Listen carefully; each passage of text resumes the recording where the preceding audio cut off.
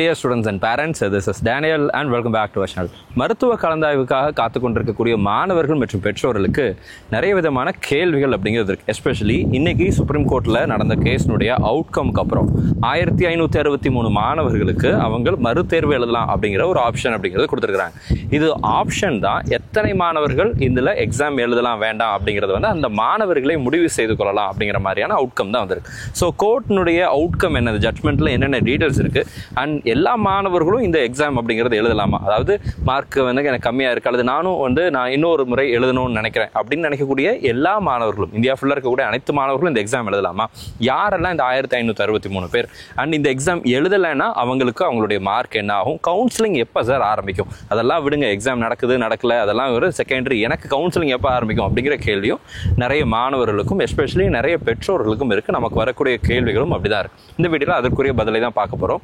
இதுவரை நீங்கள் நம்மளுடைய சேனலில் சப்ஸ்கிரைப் பண்ணா பார்த்துட்டு இருந்தீங்க அப்படின்னா சேனலை சப்ஸ்கிரைப் பண்ணிக்கோங்க அண்ட் கூடவே பக்கத்தில் இருக்கிற நோட்டிஃபிகேஷன் ஐக்கானே ஆன் பண்ணி வச்சுக்கோங்க. அப்போ தான் நம்ம அடுத்தடுத்து போடக்கூடிய எல்லா வீடியோஸும் உடனுக்குடன் உங்களுடைய சேனலில் உங்களுடைய நோட்டிஃபிகேஷனில் வந்து சேரும். ஸோ ஃபர்ஸ்ட் திங், 1563 மாணவர்கள் யார் அப்படிங்கிற தகவல்கள் நேஷனல் டெஸ்டிங் ஏஜென்சினால வெளியிடப்படும் அப்படின்னு சொல்லி நம்ம எதிர்பார்க்குறோம். இந்த 1563 மாணவர்களுடைய இப்போ கொடுத்துருக்கிற அந்த கிரேஸ் மார்க்கை கேன்சல் பண்ணிட்டாங்க. நேஷனல் டெஸ்டிங் ஏஜென்சி கேன்சல் பண்ணதாக கோர்ட்டில் டிக்ளேர் பண்ணியிருக்காங்க.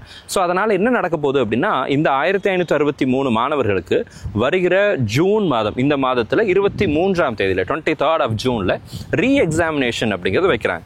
இந்த ரீ எக்ஸாமினேஷன் அப்படிங்கிறது ஆப்ஷனல் தான். எல்லா மாணவர்களும் கண்டிப்பாக எழுதணும் அப்படிங்கிற அவசியம் கிடையாது. ஆனால் எழுதுனா அவங்க இந்த வருஷம் இப்போ இந்த ரீ எக்ஸாமில் என்ன மார்க் வாங்குறாங்களோ that will be the final mark. In case அவங்க இந்த எக்ஸாமை எழுத வேண்டாம் அப்படின்னு நினச்சாங்கன்னா, அந்த கிரேஸ் மார்க் இல்லாமல் மே மாதம் 5ஆம் தேதி எக்ஸாம் நடந்துச்சு இல்லையா, லாஸ்ட் May 5 எல்லாரும் எழுதின அதே எக்ஸாமில் அந்த கிரேஸ் மார்க் இல்லாமல் அவங்களுக்கு என்ன மார்க் இருந்துச்சோ அந்த மார்க் அப்படிங்கிறது அவங்களுக்கு கொடுக்கப்படும் அப்படிங்கிறது தான் இன்னைக்கு வந்திருக்கிற கேஸ்னுடைய அவுட்கம். ஸோ இப்போ மாணவர்கள், அனைத்து மாணவர்களும் இந்தியா ஃபுல்லாக தமிழ்நாட்டில் இருக்கக்கூடிய மற்ற மாணவர்கள் கூட இந்த நீட்டில் திரும்ப நான் ஒரு ரீ அட்டம் கொடுக்க முடியுமா அப்படின்னு கேட்டிங்கன்னா அதற்குரிய பெர்மிஷன் ப்ரொவிஷன் அப்படிங்கிறது கொடுக்கப்படலை.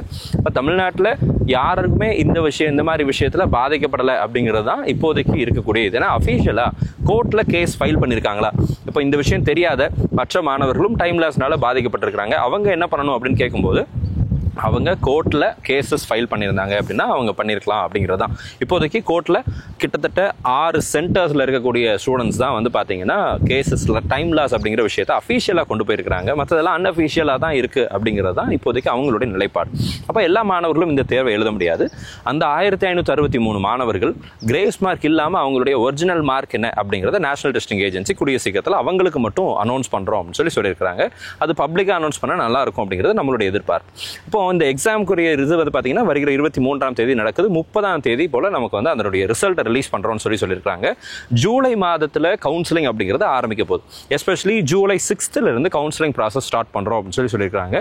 இந்த ஜூலை 6th அப்படிங்கிறது ஆல் இண்டியா கோட்டா கவுன்சிலிங்காக இருக்கும். அப்போ ஸ்டேட் கோட்டா கவுன்சிலிங் எப்போ சார் ஆரம்பிக்கும்? அப்போ அதுவும் அதே மாதிரி ஜூலை 6th அப்புறம் அந்த வாரத்திலேயே நமக்கு வந்து இன்னும் ஒரு 3-4 days or 4-5 days கேப்பில் தமிழ்நாடு மெடிக்கல் கவுன்சிலிங்கும் நமக்கு ஆரம்பிச்சிடும். இப்போ அதுக்கு முன்னாடி நமக்கு தேவையான டாக்குமெண்ட்ஸ் என்னென்ன வேணும் அப்படிங்கிறது எல்லாத்தையும் ரெடி பண்ணி வச்சுக்கிறது அப்படிங்கிறது நல்லது. இது கரெக்டாக தான் போயிட்டு இருக்கா அப்படிங்கிறது வந்து விவாதத்துக்கு உட்பட்டது தான்.